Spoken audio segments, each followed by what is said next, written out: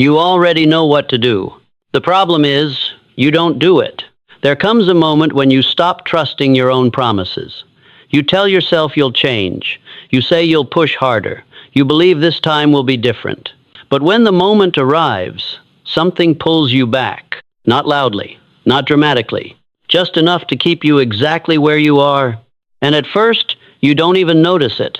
It feels like hesitation, like waiting for the right mood, the right energy, the right time. But if you're honest, that moment never comes. Days turn into weeks, weeks turn into months, and the version of you that was supposed to emerge never does. Not because you don't want it, not because you lack potential, but because your mind has been trained quietly, repeatedly to respond the same way when things get difficult, to slow down, to question, to retreat just enough to stay comfortable. And that pattern is stronger than motivation, stronger than excitement, stronger than that temporary surge you feel after hearing something powerful. Because motivation fades, conditioning stays, and conditioning controls what you do when the feeling disappears. So the real question isn't how to feel more inspired. The real question is, what do you do when you don't feel inspired at all? Because that is the moment that defines everything. The moment where most people stop, and a few keep going. There is a way to take control of that moment. Not by forcing yourself with willpower, but by changing what runs through your mind before you act. Because your thoughts are not neutral. They are instructions. And when repeated enough, they begin to replace hesitation with certainty. Repetition is not just habit, it is force. Whatever you expose your mind to again and again begins to feel normal, then familiar, then true. And once something feels true, your actions start aligning with it automatically. Right now, most people are repeating the wrong things. Quiet doubts, subtle fears, limiting beliefs that sound reasonable but hold them back. They don't even realize they are reinforcing these patterns every single day. But imagine reversing that. Imagine feeding your mind words that demand action, words that eliminate excuses, words that push you forward even when everything inside you wants to stop. Not words that comfort you, but words that challenge you. At first, it will feel unnatural, uncomfortable, even wrong. Your mind will resist it, question it, try to reject it, because you are interrupting a pattern that has been running for years, and anything that disrupts a pattern will feel wrong in the beginning. But if you stay with it, something begins to change. Slowly, quietly, almost unnoticed. The hesitation starts to fade. The internal resistance weakens, and you begin to act faster before doubt has time to take control. This is where transformation actually begins. Not in big dramatic moments, but in small, repeated decisions where you choose to move instead of pause, to act instead of overthink, to push instead of retreat. And the more you repeat it, the stronger it becomes. The more you repeat it, the stronger it becomes. Your mind begins to expect action. It no longer defaults to hesitation. It no longer searches for excuses. Instead, it moves automatically, naturally, without the same internal resistance that once held you back. And when that shift begins, something changes in the way you experience your life. Discipline no longer feels forced. It no longer feels like something you have to fight for every single day. It becomes part of how you operate. You start to notice it in everything, the way you approach your work, the way you respond under pressure, the way you react when things don't go your way. Instead of breaking, you adjust. Instead of stopping, you continue. And in that continuation, something deeper begins to form. Not excitement, not motivation, but certainty. A quiet, steady confidence that does not depend on how you feel in the moment. A sense that no matter what happens, you will keep moving forward. That is what makes a person unstoppable. Not perfection, not constant energy, not always feeling ready, but the ability to act, especially when it's uncomfortable, inconvenient, or difficult. But everything comes back to one central point. What you allow your mind to hear again and again. Because those repeated thoughts do not stay as thoughts. They become beliefs. And those beliefs shape how you see yourself. And how you see yourself determines how you act, especially in the moments that matter most. That is why what you are about to repeat to yourself is not meant to be heard once and forgotten. It is meant to be repeated, absorbed, driven into your thinking until it becomes automatic, until it replaces the patterns that have been holding you back for so long. Repeat it when you feel tired. Repeat it when doubt begins to appear. Repeat it when you feel like stopping, especially then. Because those are the moments when your old patterns are strongest, and those are the moments where change matters most. If you stay with this long enough, something begins to harden inside you, not in a negative way, but in a powerful one. A resilience, a refusal to break, a mindset that does not collapse under pressure, but pushes through it. And once that begins to take shape, everything starts to shift. You stop waiting. You stop hesitating. You stop negotiating with yourself. You simply move. And in that movement, you begin to build a version of yourself that is no longer easily stopped. Not because life becomes easier, but because you become stronger. And when that shift is complete, you will no longer depend on motivation. You will have something far more powerful. You will have control. There comes a point in a man's life when he begins to recognize something he has ignored for far too long. Not because it was hidden, but because it was subtle. It does not show up as failure. It does not arrive with noise. It reveals itself quietly in the moments where action was intended but never taken. If you were to begin again, you would not first look at what you failed to do. You would look at what you repeatedly allowed to happen. Because a man does not lose control all at once. He gives it up gradually, through small moments where he chooses not to follow through on what he already decided. There is a pattern in these moments. You decide to act. You tell yourself you will move, that you will change, that this time will be different. And in that moment, you believe it. But when the time comes to act, something intervenes, not forcefully, not dramatically, but quietly. A pause, a delay, a slight step back. And if you were paying attention, you would realize this is not random. It is conditioned. It has been repeated so many times that it now feels natural. There is a misunderstanding here that must be corrected. You may think you lack discipline. You may think you lack strength or drive.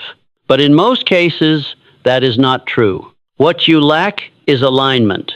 Alignment between what you decide and what you do. Because desire without action weakens over time, and what weakens eventually disappears. There is also something more damaging happening beneath the surface. Each time you say you will act and you don't, you break trust with yourself. Not outwardly, but internally. You teach yourself that your word does not matter, that your decisions are temporary, that your intentions can be ignored. And this teaching does not happen once, it happens repeatedly. And what is repeated becomes belief. If you were to begin again, you would protect this internal trust above everything else, because without it, no real progress can be sustained. There is also the speed of this pattern. It happens quickly. The moment appears. The decision has already been made. But before action is taken, thought steps in. It suggests delay. It offers justification. It presents comfort as something reasonable. And because this thought is familiar, you accept it. If you were to begin again, you would interrupt this process early, not by thinking more, but by acting sooner. There are many people living inside this pattern without ever realizing it.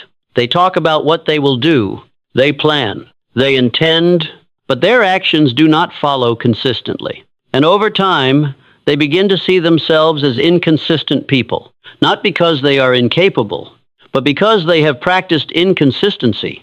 If you were to begin again, you would refuse to accept that identity. You would replace it through action. There is a clear difference between someone who follows through and someone who doesn't. The first does not speak excessively about what they will do. They act. And through action, they build something powerful. A reputation not just with others, but with themselves. The second speaks often but acts less. And because of that, they appear uncertain. Not because they lack ideas, but because their actions do not support them. If you were to begin again, you would become the first person, not through force, but through repetition. There are examples of this principle everywhere. People who built something meaningful did not rely on intention alone. They acted repeatedly, consistently, and through that repetition, they built something more valuable than results. They built self-trust, and self-trust creates confidence that cannot be shaken easily. Not because you feel strong, but because you have proof. There is also a compounding effect to all of this. One small delay may seem insignificant, but repeated delays create a pattern, and that pattern shapes identity. Over time, you become what you repeatedly do. So if you were to begin again, you would treat every small moment as important, not because it is big, but because it is repeated. And what is repeated becomes who you are. But the reverse is also true. A man decides and acts, then he does it again and again. At first, it requires effort. He must overcome hesitation. He must interrupt old habits. But with repetition, something begins to change. Action becomes easier. Hesitation weakens, and eventually the pause disappears. If you were to begin again, you would continue until that transformation is complete, because something powerful begins to rebuild inside you. Trust. Each time you follow through, you strengthen your belief in yourself. You begin to expect action. You no longer question whether you will move. You know you will. And in that knowing, confidence is formed. Not loud confidence, not arrogance, but certainty. There is also how others begin to see you. A person who acts consistently is perceived differently. Reliable, focused, capable. People trust their word because it is backed by action, and as a result, opportunities begin to appear. Not because you chase them, but because your behavior attracted them. But that is not the goal. The goal is control. Because when what you say and what you do are aligned, you gain something most people never develop. Consistency. And consistency leads to momentum. And momentum leads to results. So if this were to be reduced to a simple instruction, it would be this. Do what you decide. Immediately. Without delay. Let that become fixed in your mind. I follow through. I act when I decide. I do not retreat. Repeat this not as motivation, but as command. Because when the mind is trained to act on decision, hesitation begins to disappear. And when hesitation disappears, action becomes continuous. And when action becomes continuous, you are no longer someone who intends. You become someone who executes, consistently, relentlessly, without returning to the pattern that once kept you stuck. Once you begin to understand that broken promises are not failure, but a repeated pattern, you start to see what truly governs your actions. Not your intentions, not your motivation, but your conditioning. Because most people act with certainty when they feel strong, when energy is high, when the mind is clear. In those moments, action feels natural, progress feels easy. But that state never lasts, and when it fades, something else takes over. Conditioning. If you were to begin again, you would stop relying on how you feel. You would begin examining what you have trained yourself to do when you don't feel like acting. Because that moment when motivation disappears is the moment that defines everything. There is a misunderstanding that must be corrected. You may believe you need more motivation, more inspiration, more drive. But motivation is temporary. It rises, it falls, it disappears. And when it disappears, you don't rise to your goals. You fall back to your conditioning. So if you were to begin again, you would not chase stronger emotions. You would build stronger patterns, because patterns remain when feelings fade. There is a moment that appears whenever effort becomes difficult. The mind begins to speak. It suggests pause. It suggests delay. It offers reasons that sound logical, reasonable, even necessary. And because you have accepted these thoughts before you accept them again, not consciously, automatically, this is not weakness. This is training. If you were to begin again, you would recognize this moment immediately, because this is where your conditioning reveals itself.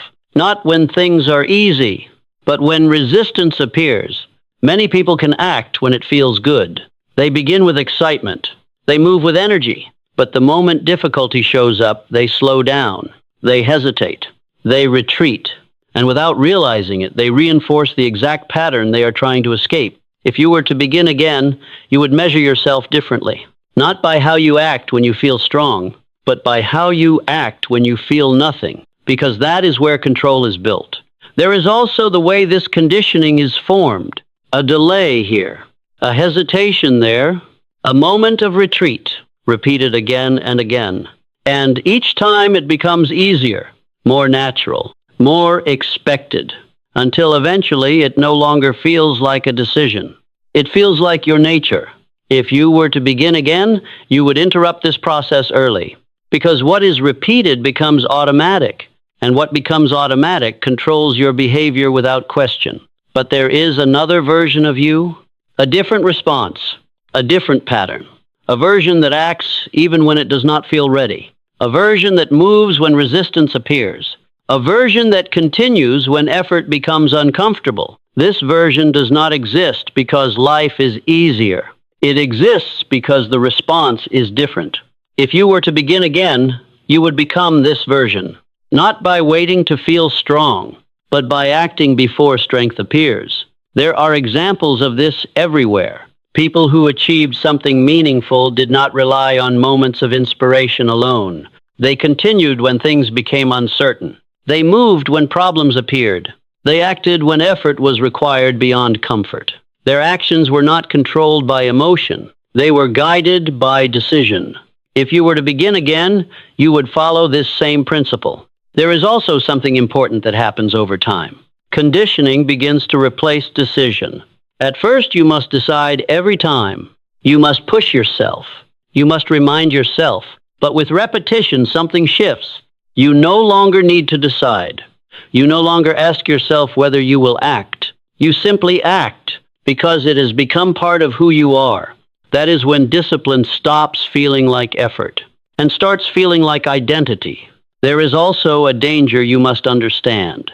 Temporary motivation, you hear something powerful. You feel energized. You take action for a while. But if that action is not repeated beyond the feeling, it fades, and you return to your old pattern. If you were to begin again, you would not depend on these moments. You would use them, but you would build beyond them. Because real change does not happen in moments. It happens in repetition. There is also the process of reversing the pattern. You must act when you don't feel like it. You must continue when resistance appears. And you must repeat this again and again until resistance weakens. Because resistance is not permanent. It is sustained through repetition. If you stop reinforcing it, it fades. At first, this will require effort. You will need to push. You will need to act against what feels natural. But over time, something changes. The effort decreases. The hesitation fades. The action becomes faster, more immediate, more natural. If you were to begin again, you would continue until you reach this stage, because this is where transformation becomes stable. There is also how others begin to see you.